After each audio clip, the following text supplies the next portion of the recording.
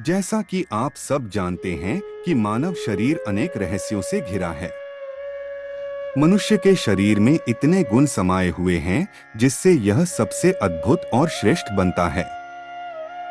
हमारे जीवन में मुख्यतः तीन गुण कार्य करते हैं: सतोगुण, रजोगुण, तमोगुण। इस संसार में अरबों की संख्या में लोग रहते हैं और सभी अलग अलग गुण लेकर ही जन्म लेते हैं और अपना जीवन निर्वाह करते हैं। हमारे कुछ गुण ही हमें औरों से अलग बनाते हैं, जिसमें कुछ गुण सकारात्मक और कुछ गुण नकारात्मक होते हैं।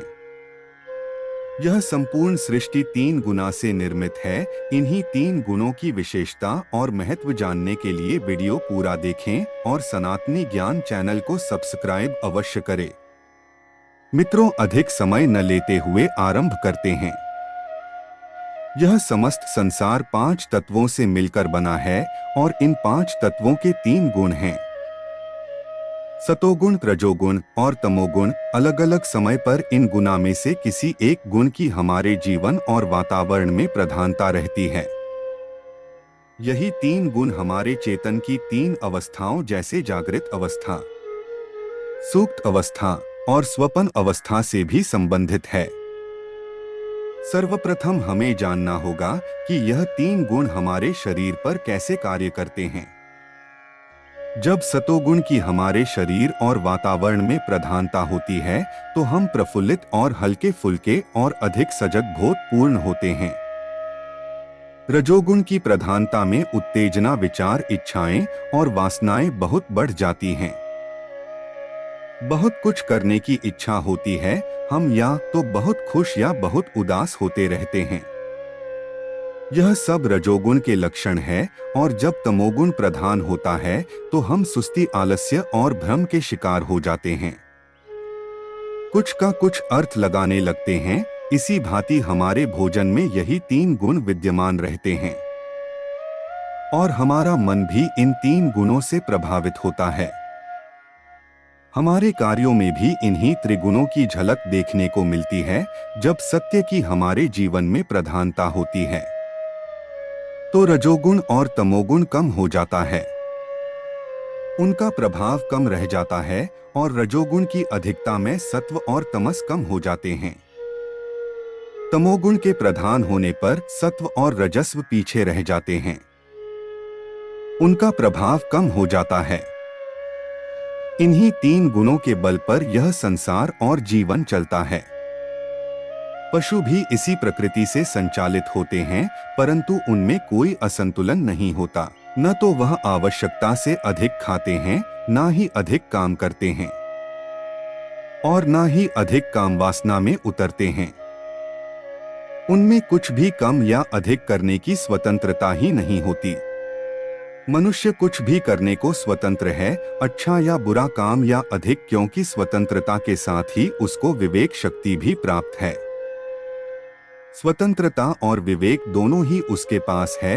हम अधिक खाकर बीमार होने को भी स्वतंत्र है और ऐसे ही अधिक सोने पर सुस्त और आलसी भी हो सकते हैं।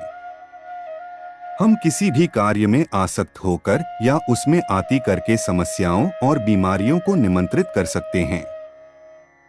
अब आपके भी मन में आ रहा होगा कि इन तीन गुणों में संतुलन कैसे रखा जाए। तो सुनिए, यह हम साधना, ध्यान और मौन के द्वारा कर सकते हैं।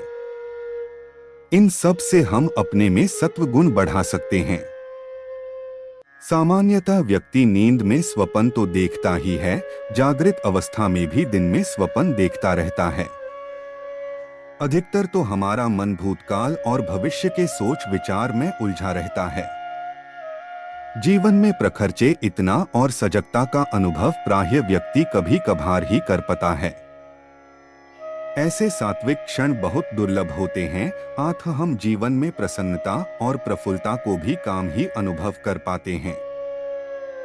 मनुष्य में सभी प्रकार के जीव जंतुओं का सम्मिश्रण है, इसीलिए मनुष्य कभी शेर की तरह गरजता है और कभी गुर्राता है। यदि हम मिलकर भजन कीर्तन में डूबते हैं तो हम पक्षियों के भांति हल्के फुल्के हो जाते हैं और हमारी चेतना ऊपर की ओर बढ़ने लगती है और इस तरह हमारे जीवन में सद्गुण का और अधिक समावेश होता है। अब इन तीन गुणों की चर्चा भोजन के संदर्भ में की जाए तो ठीक मात्रा में आवश्यकता के अनुसार भोजन करना। भोजन जो सुपाच्य हो, ताजा हो और कम मिर्च मसाले वाला हो, ऐसा भोजन सात्विक भोजन है और सात्विक प्रवृत्ति वाले लोग ऐसा भोजन पसंद करते हैं। राजसिक प्रवृत्ति के लोग अधिक तीखा मिर्च मसाले वाला तेज नमकीन या अधिक मीठा भोजन पसंद करते हैं।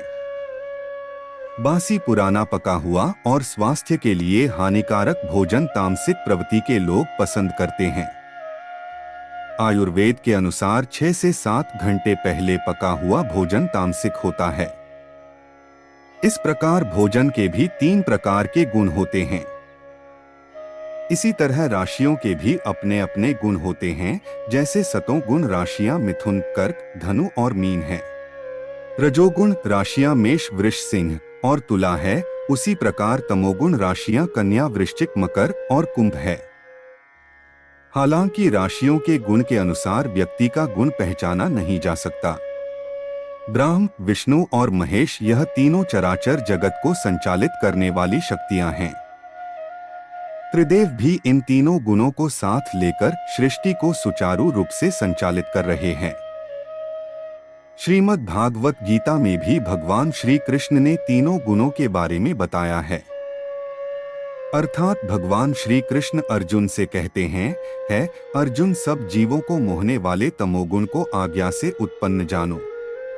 यह गुण देह अभिमानी जीवन को परमार्थ, आलसी और निद्रा के द्वारा बांधता है। तमोगुण सतोगुण के बिल्कुल विपरीत कार्य करता है, अर्थात तमोगुण से मोहित जीव बंध जाता है और जो बनता है उसे इस परिस्थिति में कभी तत्व ज्ञान प्राप्त नहीं हो सकता। उत्थान के स्थान पर उसका पतन ही होता है। मानो तमोगुण असत्य से बांधता है। तमोगुण व्यक्ति सदैव निराशा महसूस करता है और भौतिक द्रव्यों के प्रति समर्पित हो जाता है, इसलिए यह बंधन मुक्त नहीं है। इसके बाद श्री कृष्ण अर्जुन को बताते हैं, अर्थात हे अर्जुन, काम जनित रजोगुण को तृष्णा और आसक्ति से उत्पन्न जानू। रजोगुण जीव को सकाम करने की आसक्ति में बांधता है। रजोगुण का स्वरूप स्त्री और पुरुष में एक दूसरे के प्रति होने वाले आकर्षण है। स्त्री पुरुष में राग रखती है और पुरुष स्त्री में राग रखता है। आठ रजोगुण मोहरूप हैं और जीवन को इच्छा और कर्म में बांधता है। रजोगुण की वृद्धि होने पर तृष्णा जागृत होती है, जिससे रजोगुण इंद्रिय तृप्ति के लिए उन्नत हो उठता है और फिर इंद्रिय तृप्ति के लिए रजोगुणी मनुष्य समाज अथवा राष्ट्र और में सम्मान और सुख, परिवार और गृह आदि के विषयों की इच्छा करता है। यह सब रजोगुण के कार्य हैं। इसी कर्म फल की आसक्ति में रजोगुणी मनुष्य बंध जाता है। आधुनिक सभ्यता में संपूर्ण विश्व ही रजोगुण के वशीभूत हो रहा है। सतोगुण की बात करें तो प्रकृति जगत में जब सातों गुण का विकास होता है तो सातों गुणी अन्य जीवन से अधिक बुद्धिमान हो जाता है। क्योंकि सतोगुणी प्रकाश वाला है, सातों गुणी मनुष्य लौकिक दुखों से अधिक प्रभावित नहीं होता। मानो सतों गुण का अर्थ अधिक सुख तथा अधिक ज्ञान है। यह परिणाम दूसरे गुणों से भिन्न है, परंतु तीन गुणों का परिणाम एक ही निकाला जाता है। सतोगुण भी बंधन मुक्त नहीं है, क्योंकि सतोगुण में जीव को यह अभिमान हो जाता है कि वह ज्ञानी, दानी और श्रेष्ठ है। अत इस उपाधि से मनुष्य ऐसा बधता है। अब यह बात स्पष्ट है कि तीनों गुण वालों को बंधन से मुक्ति नहीं मिलती। इसलिए मुक्ति की प्राप्ति के लिए मनुष्य को इन तीनों गुणों से ऊपर उठ जाना या पार चले जाना अनिवार्य है, क्योंकि आत्मा परमात्मा इन तीनों गुणों से ऊपर है। जो आदमी इन तीनों गुणों से ऊपर उठ जाता है, यानी गुणातीत हो जाता है, वह ना तो तामसी होता है, ना राजश्री होता है और ना ही सात्विक होता है। मित्रों, आज की हमारी इस प्रस्तुति में बस इतना ही। अगर आपको यह वीडियो अच्छी लगी हो तो लाइक कीजिए, कमेंट कीजिए और अपने चैनल सनातनी ज्ञान को सब्सक्राइब अवश्य कीजिए।